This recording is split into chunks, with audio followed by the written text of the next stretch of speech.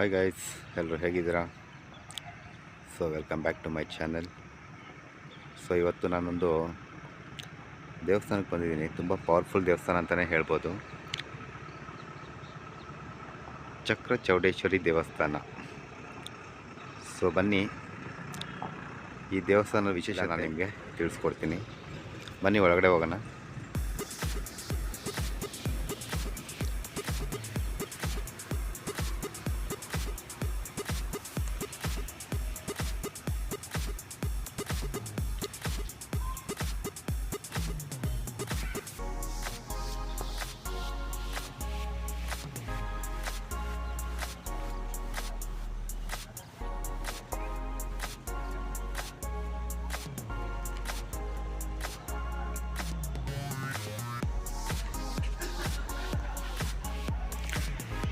ಚಕ್ರ ಚೌಡೇಶ್ವರಿ ಅಮ್ಮನವರು.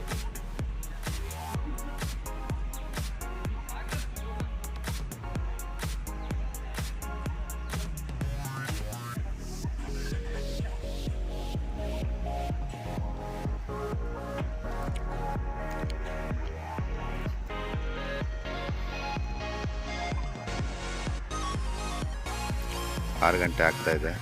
ಇನ್ನೂ ಈ ದೇವಸ್ಥಾನದಲ್ಲಿ ಜನ ಇದ್ದಾರೆ ಶಾಸ್ತ್ರ ಕೇಳೋದಕ್ಕೆ. ಬನ್ನಿ ಒಳಗಡೆ ಹೋಗಿ ಯಾವ್ಯಾವ ಶಾಸ್ತ್ರ ಹೇಳ್ತಾರೆ ಅಂತ ಒಂಥರ ಕೇಳ್ಕೊಂಬರೋಣ.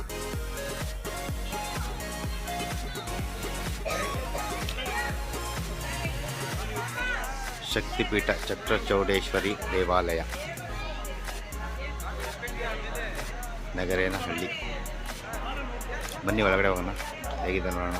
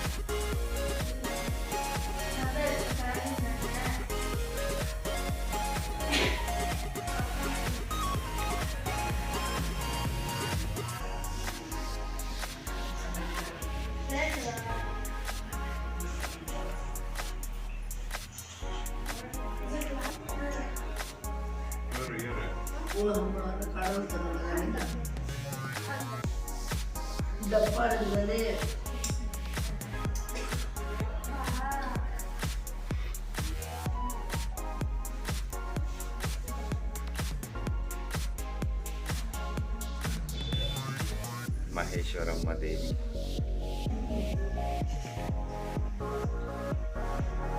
ಮಾರಮ್ಮ ದೇವಿ,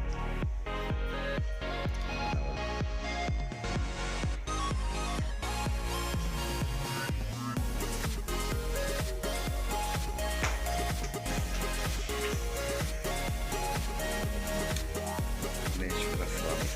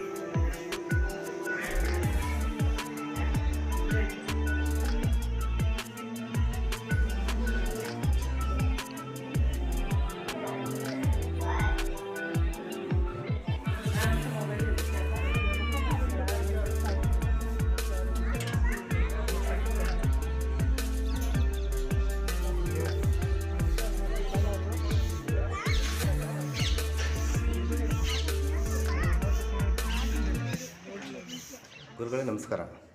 ನಮಸ್ಕಾರ. ಗುರುಗಳೇ, ಈ ಒಂದು ಕ್ಷೇತ್ರದಲ್ಲಿ ಯಾವ್ಯಾವ ಪ್ರಾಬ್ಲಮ್ಗಳಿಗೆ ಸೊಲ್ಯೂಷನ್ ಕೊಡ್ತೀರಾ? ಈ ಕ್ಷೇತ್ರದಲ್ಲಿ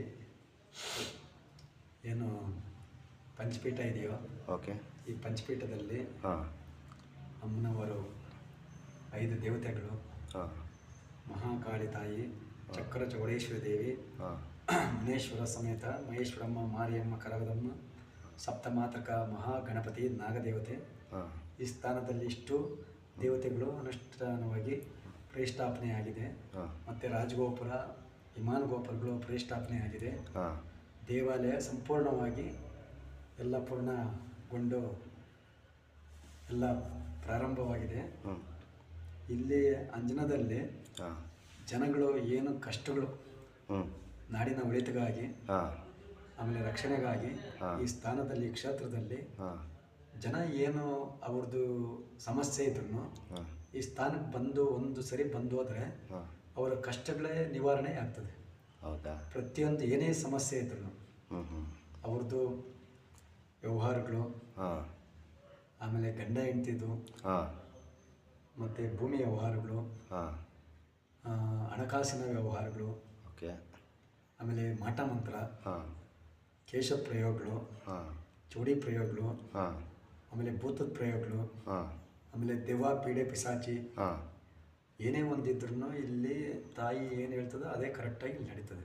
ಹೌದಾ? ಇಲ್ಲಿ ಅಂಜನ ಕರೆಕ್ಟಾಗಿ ಇವಾಗ ಬಂದು ಭಕ್ತಾದಿಗಳು ಬಂದು ಇಲ್ಲಿ ಕೇಳಿದರೆ ಸಾಕು, ಅವರ ಕಷ್ಟಗಳು ಏನು ಅತ್ತಂತ ಇಲ್ಲಿ ನಿವಾರಣೆ ಆಗ್ತದೆ.